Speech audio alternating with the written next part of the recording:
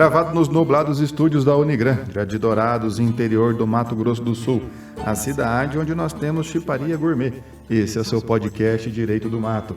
Eu sou Fabrício Brown e eu já estou cansado de estar cansado, porque estar cansado é cansativo. Eu sou o professor Fernando Machado e o Senhor lutará por vós, e vós vos calareis. Aqui é professor Vinícius de Almeida e professor Fernando. Esses dias eu saí com uma garota e deixei ela sem palavras. Até hoje não me responde.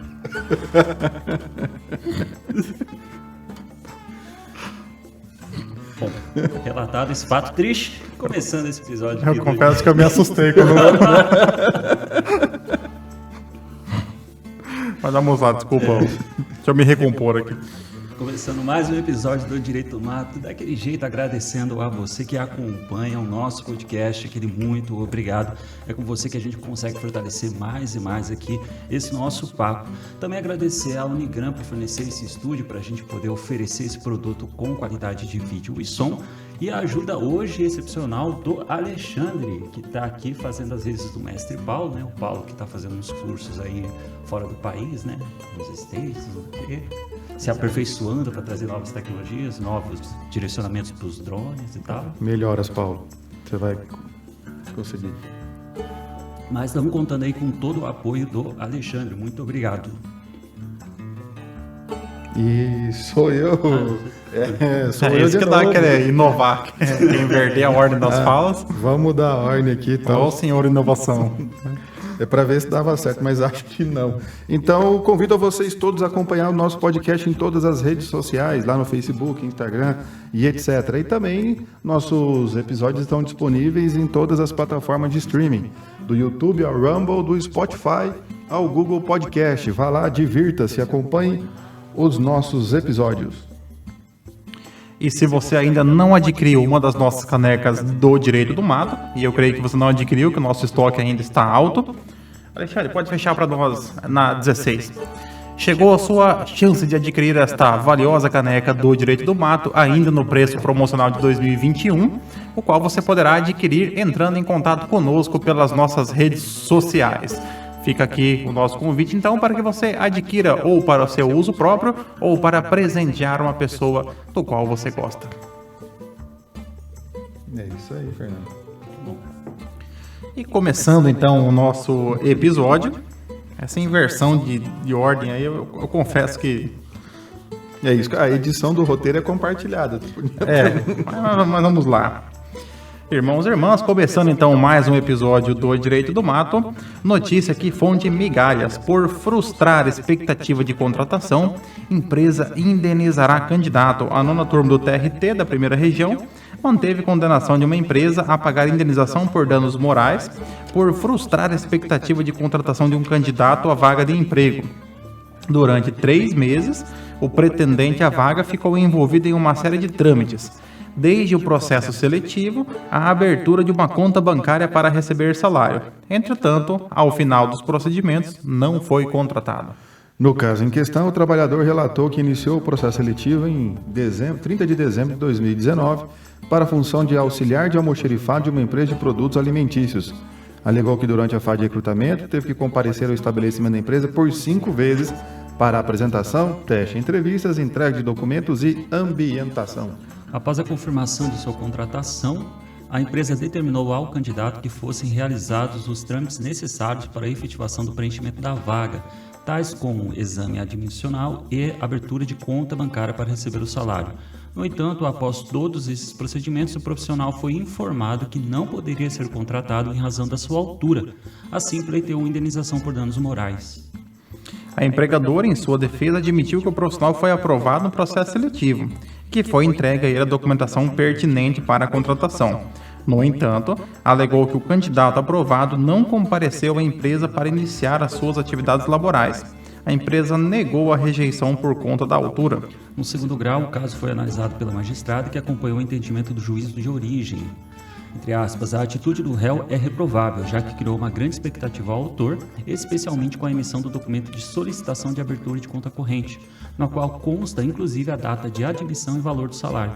Ressalto que, diante da dificuldade econômica, a atitude de iludir pessoas que estão em busca de emprego, causando gastos para comparecer aos locais, dispondo do seu tempo de vida e gerando expectativas que sabe que não vai satisfazer, enseja a violação a direitos extrapatrimoniais que devem ser reparados. A juíza convocada ressaltou ainda que a empresa abusou em seu direito potestativo com a falsa promessa de contratação, o que configura a conduta ilícita nos termos do artigo 187 do Código Civil. Assim, a relatora manteve integralmente a decisão do primeiro grau em todos os quesitos, inclusive no valor arbitrado para indenização, que considerou justo e razoável. Os integrantes da nona turma acompanharam o voto por unanimidade. Temos aqui, então, um caso bastante interessante de responsabilidade civil. Nós sabemos que a empresa pode realizar testes admissionais, né, para verificação do perfil do candidato. Evidentemente que esses testes admissionais, eles não podem se prolongar no tempo de modo fora da razoabilidade. E no caso em tela aqui, foi considerado que a conduta da empresa de fazer com que o candidato comparecesse várias vezes até a empresa e, sobretudo, de solicitar a ele que abrisse uma conta para receber o salário, entregando a ele os documentos necessários à abertura da conta e, posteriormente, informando que ele não seria contratado, né? Evidentemente que aqui não chegou a se formar uma relação, um vínculo de emprego para ser, não há nenhuma verba rescisória trabalhista a ser analisada, porque o vínculo sequer foi formalizado, mas justamente a expectativa frustrada e a não formalização é que gerou aqui esta responsabilidade. E aqui, se me permite, professor Fabrício e professor Vinícius, a responsabilidade civil prevista no Código Civil, ela abrange tanto a responsabilidade chamada contratual ou contratual ou negocial, ou a responsabilidade extracontratual ou aquiliana, né? A responsabilidade contratual está no capítulo relativo às obrigações e contratos, enquanto a responsabilidade chamada de extracontratual, ela está prevista sobretudo no artigo 927 do Código Civil, que corresponde à prática do ato ilícito, que o Código Civil ele divide em tanto o ato ilícito em sentido estrito, artigo 186, quanto o abuso de direito previsto no artigo 187. Você se preparou dessa vez, né, Fernando? Foi bonito, hein? Foi bonito. Eu tô dando aula de responsabilidade civil agora. Tá certo. Tá certo por isso. Entrou no direito civil e vai falando o que tá acontecendo. Alguma coisa aqui. De repente um direito privado, assim do nada, né? Não dá pra ser em 30 minutos antes do episódio, tudo isso aqui de uma vez só. Exatamente, essa transformação aqui. Mas a questão é interessante porque o próprio Código Civil, ele coloca lá que há uma fase preliminar da formação do contrato, né? Porque o contrato de trabalho, ele é um contrato tal como um outro contrato do Código Civil. Ele tem, é claro, uma vez formalizado, ele tem regras próprias lá da CLT, mas ele não deixa de ser um contrato. E ele também utiliza predicados aqui do direito civil, especialmente a boa-fé. O Código Civil no 422 diz que as partes devem guardar desde a formação até a execução do contrato a boa-fé e a probidade. E já há decisões também de tribunais superiores, não de tribunais trabalhistas, de que essa fase anterior à formação, a fase de negociação, o que a doutrina do direito gosta de chamar de pontuação, onde as partes estão estabelecendo, negociando, etc., também deve ser conduzida de acordo com a boa-fé, para não chegar naquele momento onde haja uma expectativa tamanha em um dos contratantes, que inclusive, aqui no caso, abriu uma conta corrente, etc. e tal, foi diversas vezes na empresa, e, poxa, 3 meses para decidir para contratar um auxiliar de almoxerifado. Almoxerifado é um estoque de equipamento ali que tem a empresa e um auxiliar do cara do almoxerifado. Não era nem o próprio almoxarife, né? Então imagino o que está guardado nesse almoxerifado para ser tão complicado assim para contratar alguém, né? E aí cria essa expectativa, né? Rompe a boa-fé, e aí no caso surge também, né, o abuso de direito, que o 187 fala. Também comete ato ilícito aquele que abusa no exercício legal de um direito. O abuso de um direito, você tem o direito. Até a juíza aqui fala, né, um direito potestativo. O que é o direito potestativo? Aquele que decorre da sua vontade, da vontade exclusiva do sujeito, né, de contratar ou não uma pessoa, de fazer ou não fazer um contrato. Só que ele abusou desse direito de contratar ou não. Porque o empregado queria, o pretenso empregado aqui, no caso, ele queria ser contratado, tanto que fez tudo o que era necessário. E a discussão, porque essa notícia do Migalhas era gigantesca, tem que cortar um pedaço, que ele era muito alto, poderia bater a cabeça no almoxerifado e dar um acidente de trabalho, né? E aí a empresa nega a questão da altura aqui, etc e tal. Mas mesmo assim... No dia do início da prestação de serviço, né? Sendo que ele fez várias entrevistas no local, foi diversas vezes lá, então não caracteriza. Isso é importante porque os processos seletivos, eles vão às vezes ficando muito longos. Tem uma fase, manda documentação, aí depois responde perguntinha, aí depois não sei o quê. E as respostas vão ficando espaçadas, né? Hoje as empresas vão fazendo processos prévios pela internet. Você passou para essa fase, vai para outra, passou para essa, vai para outra. Aí agora tem que fazer uma entrevista aqui, tem que uma lá. Então... E isso é importante, não é errado fazer o processo seletivo, não é, vamos dizer, ilícito você realizar esse procedimento onde você vai escolher quem você quer que trabalhe no seu empreendimento. Mas a ideia é você analisar com essa razoabilidade, com essa proporcionalidade. Por isso essa ideia do abuso, né, do direito. E, 3 meses... 3 meses é tempo pra caramba. Imperioso salientar que o abuso de direito é equiparado ao ato ilícito conforme o Código Civil. Ele é uma conduta que ele reveste-se de legalidade, porém o seu uso de forma manifestamente ilegal a contrariar os princípios da economia, da boa-fé, dos bons costumes, ele acaba se revestindo-se de uma ilegalidade, o qual acaba acarretando um resultado danoso. Inclusive, a jurisprudência atual, ela desconsidera até mesmo a culpa para a formação da responsabilidade civil em caso de abuso de direito. Eu não consigo nem mais falar agora, hoje disso. Você está decorando a doutrina. Está parecendo... O cara está decorando a doutrina já. Aos parágrafos certinho. Fazia tempo que eu não estudava uma matéria nova, eu tô feliz. Eu acho que... 10 anos na mesma aula, fazia tempo que eu não preparava uma aula nova. Eu acho que outra coisa que dá para levantar aqui é que quem está começando a estudar direito, ele pode ler, por exemplo, só a chamada dessa notícia e pode pensar, peraí, isso aqui não está certo, porque fala em expectativa, porque a gente sempre aprende nos primeiros semestres de que a expectativa de direito, ele não gera o próprio direito em si, né? Só que na jurisprudência da Justiça do Trabalho você tem essa ideia, tá? Expectativa da contratação, principalmente no caso concreto. Todo processo seletivo, evidentemente que ele gera uma expectativa, como uma manifestação psíquica íntima da pessoa de ser contratada. O cara vai avançando. Né? Então, assim, se você se candidata a uma vaga, você tem uma expectativa de ser contratado. Ocorre que, conforme é conduzido esse processo seletivo, e aqui no caso não foi nem só conduzido, ele foi finalizado, porque ele chegou a receber documentos que tornavam ele apto para a contratação. Então, nesse caso, a expectativa, ela na verdade, quase que ela se confirmou em uma contratação, porque ele chegou a receber documentos, né? Então, assim, ele sentiu-se contratado pela empresa, né? E esse que foi o ponto que gerou então a indenização. Porque pode-se considerar que houve aqui um dano existencial ao indivíduo, que é uma das modalidades do dano moral, aquele que atinge a dignidade da pessoa humana. Isso aí. Para você também que está empolgado, igual o professor Fernando, com responsabilidade civil e quer saber, mas como é que eu indenizo, como é que eu calculo o dano moral sofrido? Não tem regra, né?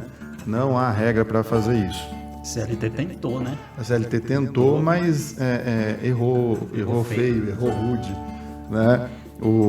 A questão da indenização, o Código Civil ele diz lá, né? Praticado o ato ilícito, ele o dano deve ser indenizado.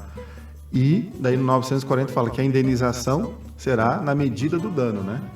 Então, na extensão do dano é que é a indenização. Então, a gente tem que olhar todo o prejuízo que sofreu. Quando é exclusivamente moral, é muito difícil mensurar. Então fica um tanto quanto na alegação, etc, tudo. E o juiz tem que olhar assim, quem sofreu o dano, quem causou o dano, fazer meio que uma conta na cabeça deles para chegar num valor ali. Não há uma fórmula, né?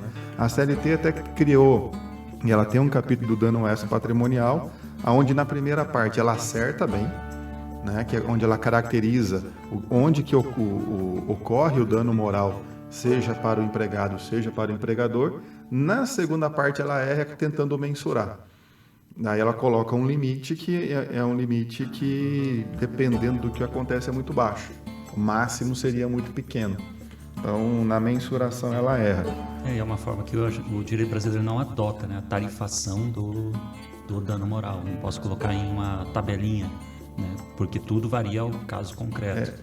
Todo mundo já tentou. O próprio STJ já fez tentativa de mensurar dano moral e tal. Eles mesmos, né? Tinham, acho que uma tabelinha, né? Tentaram, mas não... Cada vez surge um caso novo, né? Dadas as implicações aí. É isso aí, bem interessante, então. E vamos para a próxima notícia, também nesse universo trabalhista. TRT da 2ª Região aplica CDC por analogia e sócios responderão por dívidas. A 14ª turma do TRT da 2ª Região manteve o entendimento do juízo de primeiro grau, que, por aplicação analógica, esqueci essa palavra, do CDC, direcionou a execução para que os sócios respondessem pelas dívidas trabalhistas de empresa do ramo de estacionamento de veículos. Em julgamento de agravo, os desembargadores rejeitaram o argumento dos sócios de que a desconsideração da personalidade jurídica é indevida ao caso, pois o fato discutido não se enquadra nas hipóteses de desvio de finalidade ou confusão patrimonial previstas no artigo 50 do Código Civil. De acordo com a turma, a análise de outros diplomas legais autoriza a desconsideração quando há fraude às leis trabalhistas e sonegação de direitos de caráter alimentar, em proveito da sociedade ou de seus sócios, aplicando o CDC de forma analógica. Para embasar o seu entendimento, o desembargador relator Cláudio Roberto Sá dos Santos utilizou o artigo 28 do Código de Defesa do Consumidor. O dispositivo prevê desconsideração da personalidade jurídica para ressarcimento de consumidores quando, entre outros, ocorre abuso de direito, falência, insolvência e má administração. Prevê também a aplicação do Instituto sempre que a personalidade for obstáculo para ressarcir prejuízos a consumidores. Segundo o magistrado, o abuso na utilização da personalidade jurídica resta caracterizado pelo título executivo judicial, que demonstra fraude à legislação obreira, com a sonegação de direitos trabalhistas de caráter alimentar em proveito da sociedade e de seus sócios. O desembargador lembra ainda que foram realizadas diversas tentativas frustradas de execução em fase da pessoa jurídica, restando como último recurso o redirecionamento da execução para os sócios. E aqui, como é direito empresarial, eu me recolho, eu peço licença para me retirar. Antes da gente comentar assim, do grande ponto dessa notícia aqui, é uma coisa que eu acho que vale a pena começar a destacar, que é uma coisa que eu comecei a ler, depois eu falei, peraí, aí eu fui entendendo qual que é o lance da notícia. Primeiro é que cabe desconsideração da personalidade jurídica no processo do trabalho, né? Inclusive é previsto na própria CLT. A discussão aqui que é levantada pela notícia é o fundamento, né? Justamente. E aí, por causa disso, no direito brasileiro a gente tem 2 fundamentos, né? Qual que seriam esses fundamentos? Quais seriam? Professor Fernando. Está na responsabilidade. Mas primeira coisa, o que é desconsideração da personalidade jurídica? Primeira coisa para o nosso ouvinte. A questão da desconsideração da personalidade jurídica é você, quando aqui uma pessoa jurídica, ela é a devedora, no caso, né? Uma sociedade empresária, uma pessoa jurídica que era a empregadora, ela não está pagando tudo, e isso em qualquer tipo de contrato, ou dívida, ou obrigação, a possibilidade de você desconsiderar a pessoa jurídica e chegar então até os sócios. Já que a pessoa jurídica não tem patrimônio ou não tem recursos, eu chego então até os sócios, para chegar ao patrimônio dos sócios. Então, porque a pessoa jurídica que é a devedora, que é a responsável pela obrigação. Como ela não cumpre, então eu passo por cima dela e chego até o sócio. Eu desconsidero ela. Eu não acabo com a pessoa jurídica, ela continua. Só que eu desconsidero e chego até o sócio para chegar até o patrimônio dele. Isso que é a desconsideração da personalidade jurídica. E aí tem vários fundamentos. O CDC trouxe lá, quando ele foi feito no seu artigo 28, a possibilidade. Tem, se eu não me engano, na lei, não sei o que, da economia também, tem a lei antitruste, tem a questão da desconsideração.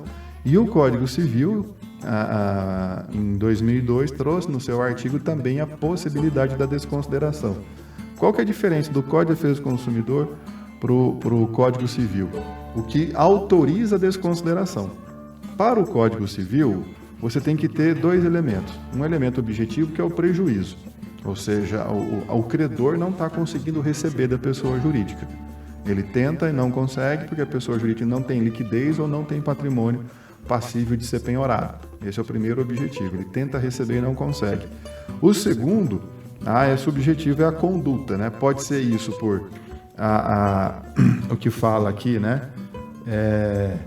Pelo desvio, pelo abuso da personalidade jurídica, que é configurado de duas formas: desvio de finalidade ou confusão patrimonial. Desvio de finalidade basicamente é fraude. Então eles estão usando a pessoa jurídica para fraudar. O Código Civil de 2019, ele sofreu uma alteração no artigo 50, inserindo alguns parágrafos para exemplificar o que é desvio de finalidade e confusão patrimonial. Porque antes só tinha o caput e ficava só para a doutrina e para a jurisprudência. E agora a própria legislação, então, traz exemplos. A confusão patrimonial é quando você tem uma pessoa jurídica, mas o patrimônio dela se confunde com o do sócio. Então a pessoa jurídica está pagando a conta do sócio, da casa do sócio, etc. e tal. Então se confundem os patrimônios, você não consegue distinguir o que é do sócio, o que é da pessoa jurídica. Então, para o Código Civil, tem que demonstrar esses dois. Primeiro, o objetivo, que é a dívida que eu tentei receber e não consegui. Segundo, esse objetivo, a conduta. Então, ali, ou desvio de finalidade ou confusão patrimonial. Então, eu tenho que demonstrar isso para o direito privado, chamado de teoria maior. Teoria maior porque eu tenho mais elementos a demonstrar para poder chegar até o patrimônio do sócio. O CDC não. O CDC é considerado chamado teoria menor. Eu só preciso de um elemento, que é tentar receber e não conseguir. Porque o CDC fala para qualquer, de alguma forma, obstáculo ao ressarcimento de prejuízos causados ao consumidor. Então, no parágrafo 5º do 28, então ele diz: posso desconsiderar a personalidade jurídica sempre que ela for obstáculo para ressarcir o consumidor. Então, eu só preciso demonstrar o quê? Tem a pessoa jurídica, ela não tem patrimônio, não consigo receber, mas o sócio tem.